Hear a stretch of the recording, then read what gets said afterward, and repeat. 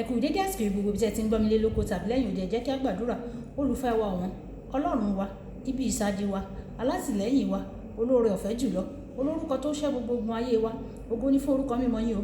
Àdúpẹ́ fún àánú àti ojú rere náà láti arígbà lẹ́ni o. Ògo ni fún orúkọ mímọ́ yín. Àdúpẹ́ nítorí èní ọjọ́rú, ire ayọ̀ ìbùkún ìtẹ̀síwájú ìgbéga àti àlùyọ yóò rú fún wa ní èní ní orúkọ Jésù. Ọ̀rọ̀ tí a ó gbọ́ lè ní a ó jẹ́ olùgbọ́ àti olùṣe ọ̀rọ̀ náà nítorí tí a gbàdúrà lórúkọ Jésù Kristi Olúwa wa. Àmín. Ìwé ọ̀run ṣíṣí tí a tẹ ọwọ́ olùṣọ́ àgùntàn Enoch Adeboye kọ, èní ọjọ́rú ọjọ́ 29 oṣù kẹwàá.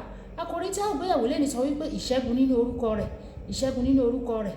A mú àkọ́sórí wa nínú ìwé orin Dáfídì orí 20 ẹsẹ̀ ìkíní, orin Dáfídì orí 20 ẹsẹ̀ ìkíní.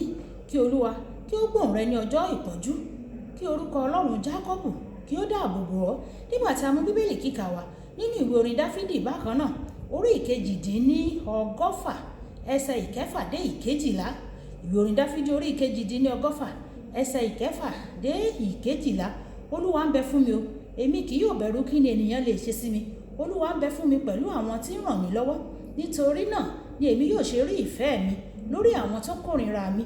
Ó yá láti gbẹ́kẹ̀lé Olúwa ju àti gbẹ́kẹ̀lé ènìyàn lọ. Ó yá láti gbẹ́kẹ̀lé Olúwa ju àti gbẹ́kẹ̀lé àwọn ọmọ aládé lọ. Gbogbo àwọn orílẹ̀-èdè yí mi káàkiri, ṣùgbọ́n ní orúkọ Olúwa ni èmi yóò pa wọ́n run. Wọ́n yí mi káàkiri ní tòótọ́, wọ́n yí mi káàkiri, ṣùgbọ́n ní orúkọ Olúwa ni èmi yóò pa wọ́n run. Wọ́n yí mi káàkiri bí oyin, ó sì pa wọ́n bí iná ẹ̀gún. Ní orúkọ Olúwa ni èmi yóò pa wọ́n run.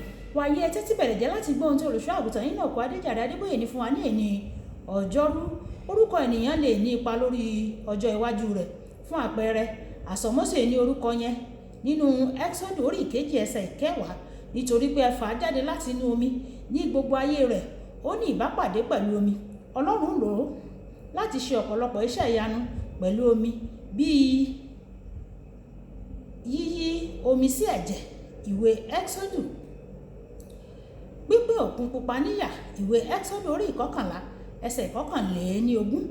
Yíyí omi kúkorò sí omi dídùn, ìwé Exodus orí 15. Àti mímú omi jáde láti inú àpáta, Exodus orí 17. Orúkọ ṣe pàtàkì. Èyí sì ni ìdí tí Ọlọ́run fi ní láti yí orúkọ àwọn kan nínú Bíbélì padà kí àmúṣẹ kí ó lè wá fún àyànmọ́ wọn. Ìyá mi sọ fún mi pé nígbà tí òun lọ rí àlùfáà nípa orúkọ ìsàmì mi, orúkọ tí òun ní lọ́kàn ni Èlíṣà. Àmọ́ ṣá, nígbà tí ó dọ̀dọ̀ àlùfáà, ó ti gbàgbé orúkọ náà. Nítorí náà ó sọ fún mi pé yóò máa pè mí ní Enoch.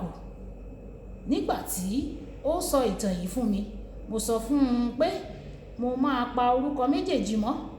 Èlíṣà, ẹni tí ó ní ìlọ́po méjì ìfàmì òróró yàn ti Èlíjà, àti Enoch, ẹni tí ó bá Ọlọ́run rìn. Orúkọ tí à ń pe ènìyàn ṣe pàtàkì sí àyànmọ́ rẹ̀, ṣùgbọ́n orúkọ kan wà tó ga ju gbogbo orúkọ lọ. Orúkọ yẹn ni Jésù. Nínú ìwé Fílípì orí 2 ẹsẹ̀ 9 dé 11. Nítorí náà Ọlọ́run ti gbé e ga sí ìpele tí ó ga jùlọ, ó sì fi orúkọ kan tí ó borí gbogbo orúkọ fún un, pé ní orúkọ Jésù ní kí gbogbo ẹkún kí ó máa wólẹ̀ ní ọ̀run àti ti orí ilẹ̀ ayé àti ti ìsàlẹ̀ ilẹ̀ ayé, àti pé kí gbogbo àwọn jẹ́wọ́ pé Jésù ni Olúwa o, fún ògo Ọlọ́run Baba.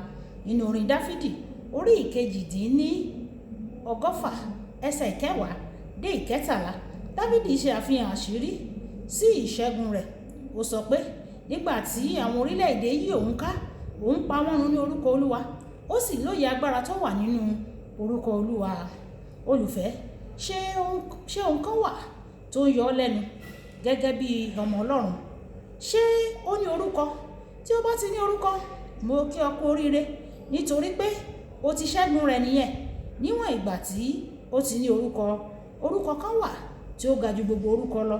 Kódà tí àwọn dókítà kò bá rí orúkọ fún ohun kan tó ń dà ọ́ láàmú nípa ìlera rẹ, tí wọ́n sọ pé ohun tí wọ́n rí láti inú àyẹ̀wò ni pé kò sí nǹkan kan, èyí náà tún jẹ́ orúkọ kan náà. Nígbà tí o bá sì gbẹ́kẹ̀lé orúkọ Olúwa, ìwọ yóò máa ṣẹ́gun pé orúkọ Olúwa lónìí o, yóò sì fún ọ ní ìṣẹ́gun lórí ohun gbogbo tí ó ń dààmú rẹ. Ọ̀rọ̀ àgbéyẹ̀wò: ṣé o ní ìgbọ́kànlé pátápátá nínú orúkọ Jésù bí? Ẹ jẹ́ á sọ pé Jésù o, Jésù o, Jésù o, mo ní ìgbọ́kànlé nínú orúkọ rẹ o. Ó yá jẹ́ fún mi o, dáhùn fún mi o, kí o ṣẹ́gun fún mi ní gbogbo ọ̀nà mi, ní gbogbo ìlàkọjá mi. Orúkọ Jésù kí ó ṣẹ́gun fún wa. Orúkọ Jésù yóò ṣiṣẹ́gun fún wa ní orúkọ Jésù. Olúbùkọ́lá Ayako ní orúkọ mi. Ọmọ bá mi like, máa share, kẹ́ máa comment nípa ẹ̀ kí àwọn ènìyàn kí wọ́n lè jẹ àǹfààní ọ̀run ṣíṣí Yorùbá. Ẹ ṣé tẹ̀ ń tẹ́tí sí ọ̀run ṣíṣí Yorùbá o, nítorí Ọlọ́run Olódùmarè yóò tẹ́tí sí àdúrà yín ní orúkọ Jésù. Àmín. Ó dàbọ̀.